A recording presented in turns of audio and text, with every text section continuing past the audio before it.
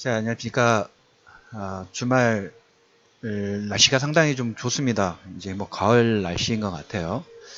어, 이제 날씨가 바뀌고 이제 9월 달이 이제 진입이 됩니다. 이제 다음 주면 이제 9월이 진입되는데 일단 어제 주말 총정리 부분을 통해서 20이라든지 FOMC 어, 잭슨홀 미팅에 대한 간략한 정리 부분들을 1부, 2부에서 올려드렸고 이번 시간을 통해서는 이제 다음 주에 어차피 이제 메인 부분들은 제 말씀을 드렸던 것처럼 유동성의 어떤 부분에 크게 훼손이 되는 내용 부분들은 제 레이더 방에는 그렇게 들어오지는 않았어요. 그러면 이제 8월달 이슈 부분들은 불확실성 부분도 다 마무리됐고 이제 9월달 이슈로 들어가는데 이제 9월달에는 9월 우리가 이제 시기상으로 보면 지금 이제 다음 주 월요일이면 8월 28일입니다. 8월 28일, 그러니까 한 일주에서 한 2주 정도는, 우리가 이제 8월 초부터 조정 부분들, 변동성 부분들이 상당히 좀 확대가 됐었죠. 확대가 됐던 내용 부분들에 따라서 하락폭이 컸던 종목군들이 최소한 하락폭에 대해서 절반 이상, 절반 50%에서 한 70% 정도까지 반등을 모색하는 그런 한 주가 되지 않을까. 일단 수급에 대해서 크게 퀘스천 부분들을 일으키지 않았기 때문에 낙폭과에 따라서 그리고 변동성 확대에 따라서 조정받지 말아야 되는데 수급에 의해서 조정받는 건 어쩔 수 없어요. 그래서 그 본질 가치를 찾아가는 그런 과정들이 되지 않을까. 그럴 때 이제 반등이 나올 때 가장 먼저 움직이는 건 뭘까요? 일단 실적의 기본 베이스가 깔려 있는 종목이죠. 그리고 1, 4분기하고 2, 4분기에 실적에 대한 기대치 부분들이 상향이 좀 됐고 실적의 퍼포먼스를 냈는데 최근 한 달 동안의 주가 움직임 부분들은 본질 가치에 대한 문제보다는 수급에 의한 문제로 어떤 변동성이 생겼기 때문에 일단 본질 가치를 찾아가는 그런 과정 중으로 보시면 될 것 같습니다. 그래서 다음 주에 이제 체크해야 될 이슈 그리고 일정 관련돼서 일단 간단하게 정리를 하는 시간을 오늘 올려드리도록 하겠습니다. 그래서 참고하시면서 매매하시거나 아니면 시장 흐름 부분들 체크하실 때 참고하시라는 코멘트를 좀 드리도록 하겠고, 자, 8월 28일 월요일입니다. 이제 뭐 이 부분은 시간이 좀 상당히 걸리는 부분인데 EU하고 영국이 3차 브렉시트 협상 예정, 이거 뭐 크게 신경 쓰지 않아도 됩니다. 우리가 이제 어제 보시면 잭슨홀 미팅에서 A 주시했던 것은 연준 의장의 자산 축소, 금리 인상은 별로 그렇게 큰 관심이 없다라는 얘기를 좀 드리긴 했는데 9월 달에 금리 인상, 9월 중순에 FOMC가 있는데 금리 인상 해도 되고 안 해도 되고 큰 상관 부분들 없어요. 다만 자산 축소 관련된 부분들은 여기도 역시 속도만 계속적으로 여러분들한테 말씀드리는 부분 중에 하나가 금리 인상 속도, 그 다음에 자산 축소 속도 절대 급하게 못 합니다. 제가 생각하는 부분들은 그래요. 제가 몇몇 지표 부분들이라든지 그렇게 급하게 진행했을 경우에는 7년, 8년 레몬 사태 이후 동안 경제를 재건하기 위해 씨를 뿌렸던 걸 잘 그냥 시간 투자하고 좀 뭡니까 우리 밥을 할 때 전기밥솥이 뜸을 잘 들여야지 밥이 맛있는 것처럼 씨앗을 잘 뿌려서 열매를 잘 열었어요. 근데 좀 마음이 급해가지고 조금만 숙성을 시켜서 그냥 놔두면 되는데 조급해가지고 열매 보인다고 따버리면 안 되겠죠. 지금 그런 상황이에요. 그래서 차분하게 그냥 그대로 좀 더 있기를, 경제 자체가 더 좋아지기를, 그리고 이 경제 자체의 이 순환 부분들을 향후에 다양한 다른 산업의 투자 확대 부분한 선순환의 어떤 계기 부분들을 만드는 그 지금 과정 중에 있기 때문에 그냥 그대로 두면 돼요. 그래서 자산 축소라든지 금리 인상 속도 부분은 절대 빨리 못할 그럴 부분이고, 물론 이제 중간중간에 우리가 이제 그거 가지고 뭡니까 의구심을 좀 들 수 있겠죠. 진짜 이렇게 경제가 살아나나? 우리가 투자 부분들을 좀 확대를 해야 되나? 이런 퀘스천 부분도 좀 들고, 지금 박스권도 마찬가지고 주가가 2900선에서 2400선까지 올라오니까 오 좋다, 장대 양봉이죠. 투자 부분들을 막 2300, 2400선 올라와가지고 대형주라든지 전기전자 좋다고 해서 막 배수해가 몰려 들어갔는데 한 달에서 한 달 반 정도 이렇게 하락 부분 나오고 조정 뽑고, 그 다음에 뭐 22가 안 좋다, 북핵 리스크 관련된 부분도 있다, 이런 걸로 하니까 지난달, 지지난달에는 투자 심리 부분들이 극한치까지 가서 좋았는데 조금 변동성 나오니까 투자 심리 부분들, 자기가 스스로 생각하는 투자 그 관점 부분들을 내가 잘못 틀렸나? 라는 관점 부분들로 바뀔 수 있죠. 절대 그러실 필요 없습니다. 그래서 그 유동성의 공급 부분들이 축소되는 모습이 아직까지는 제 레이더망에 절대 들어오지 않기 때문에 계속적으로 투자 심리 부분들을 긍정적으로 유지하실 필요 있다. 평정심을 유지하실 필요 있다라는 코멘트 좀 드리도록 하겠고, 뭐 8월 29일 날 지주사 전환, 이제 다음 주는 어떻게 보면 이제 경제 지표에 따라서 뭐 제조 PMI라든지 미국의 경제 지표, 우리나라 경제 지표, 그리고 우리나라 이제 금통위 이런 부분들이 있는데, 제가 지금 다음 주에 체크할 부분은 일단 업종군에서 가장 중요한 부분 중에 하나는 기아차의 통상임금 선고가 8월 31일 날 목요일 날 진행될 예정입니다. 뭐 시장에서는 여기 자동차 섹터 뭐 그런 느낌이에요.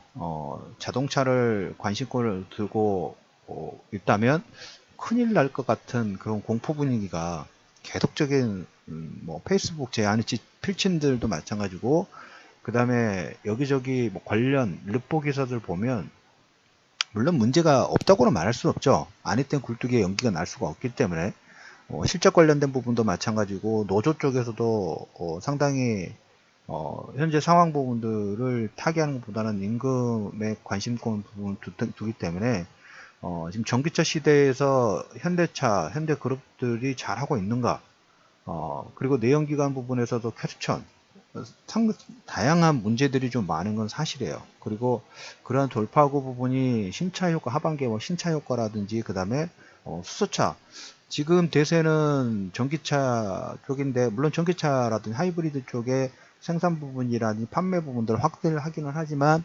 1차적으로 현대차는 수소차를 밀어붙일 거라는 양산 부분들을 지금 시작을 하고 있죠. 하반기부터. 근데 전기차도 어떻게 보면 키메이커 부분들이 조금 부진한 이유 중에 하나가 물론 많은 생산 부분들 하지만 인프라, 전기차를 충전할 수 있는 인프라 구축 부분들이 상당히 좀 더디죠. 아무래도 충전 시설 부분들이 더디기 때문에 어느 임계점을 좀 지나와야지만 그래야 되는데, 수소차는 좀 아직까지 좀 먼 기술이긴 합니다만은 기술력 부분들은 마음에 들어요. 한번 충전을 하면 한 500km 정도.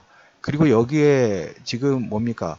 저는 이런 시도가 들어올 것 같다는 생각이 들어요. 제 그냥 개인적인 사견 부분들인데, 수소차 같은 경우에 이제 한 500km 정도 충전 부분들 할 수 있다 보니까 이걸 그 뭡니까? 양쪽으로 전력을 자동차에만 쓰는 게 아니라 그 우리 ESS 사업 있죠.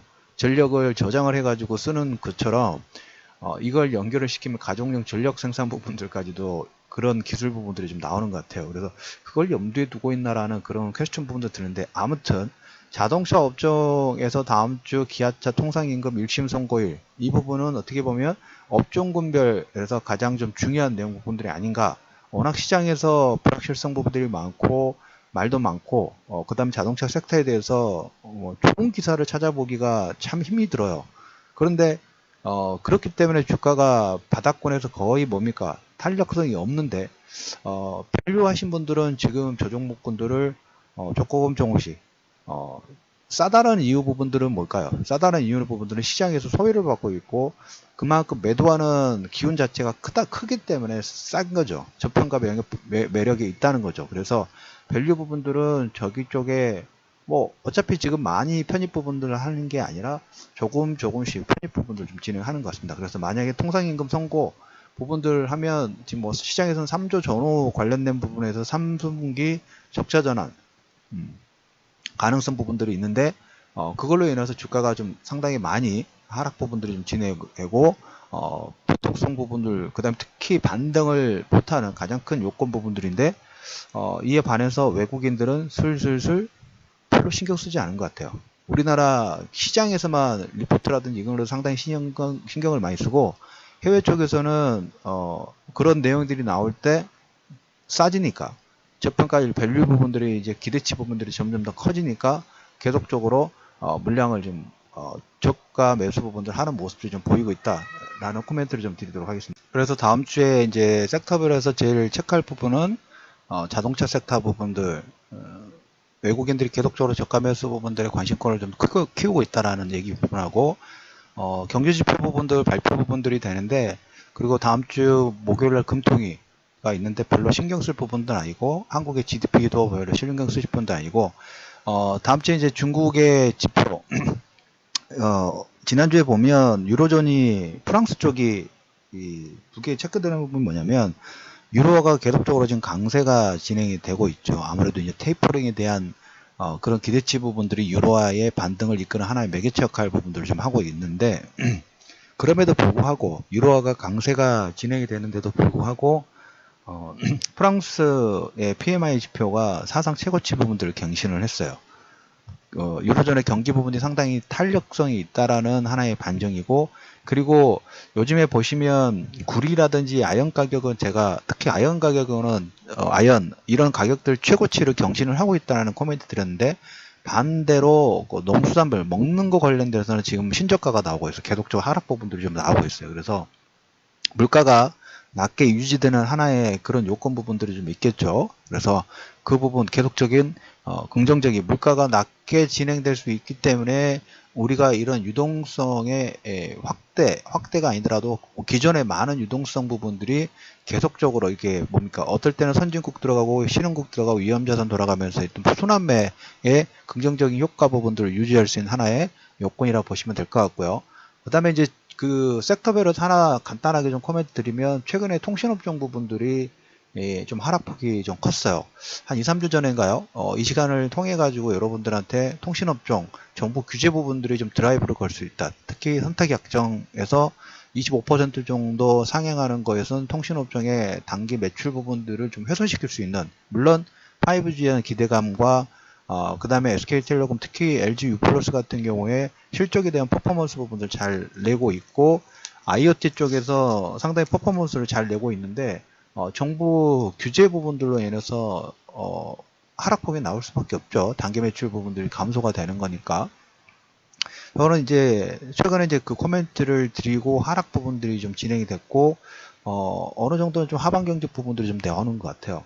선택약정의 요금폭 부분들이 상향이 좀 되긴 했는데, 지금 통신사들이 조금 반발을 좀 하고 있어요. 그래서 다음 주 정도에 지금 뭐 CEO하고 미팅에서도 사실상 거부구사 부분들에서 소송적으로 좀 진행될 것 같습니다. 그래서 이건 단말기 완전 작업제 도입 쪽으로 바꿔질 것 같아요. 그래서 그럴 경우에는 통신사들한테 더 긍정적이에요. 그래서 최근 하락폭에 대해서 물론 이제 5G에 대한 기대감 부분들을 분명히 품고 있지만, 여기도 5G에 대한 기대감 부분들로 통신주들이 1차 상승 부분들을 진행을 했다면 2차 상승을 위해서 박스권 파동 정도로 보시면 될 것 같아요. 그래서 최근 하락폭은 소송이라든지 단말기 완전 작업제 부분들로 또 반전 포인트 부분들을 만들 수 있는 가능성 일단 열어두실 필요가 있다라는 코멘트를 좀 드리도록 하겠습니다. 그래서 다음 주에는 업종군별로서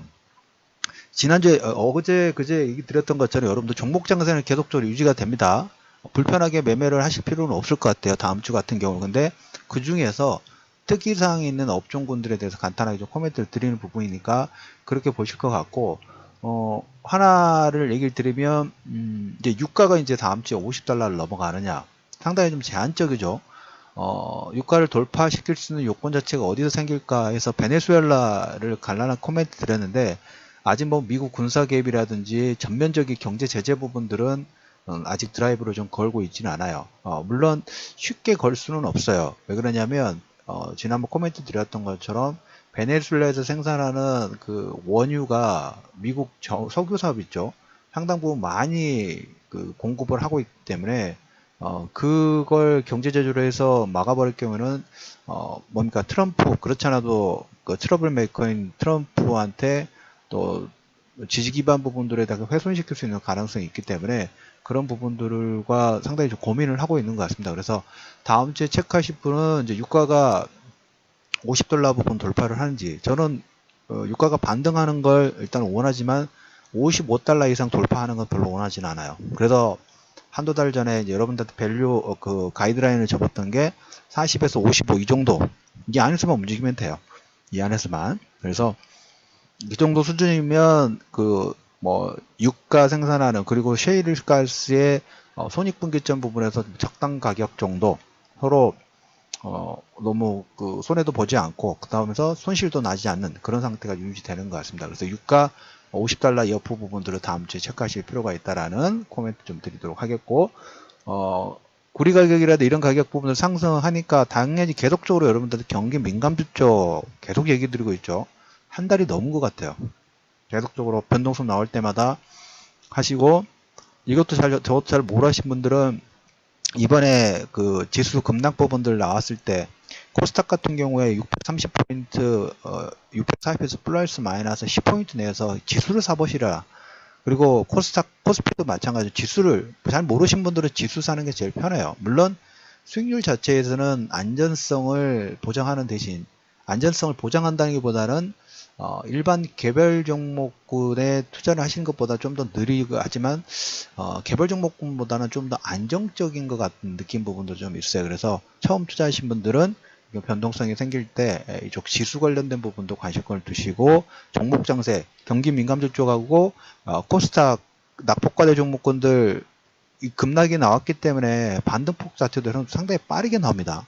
느리게 나올 것 같은데 여러분들 V자 반등이에요. 그래서 가장 기본적으로 여러분들이 처음 투자하신 분들의 이렇게 반등 포인트의 어떤 포인트 부분들을 잡을 때는 거래량이에요.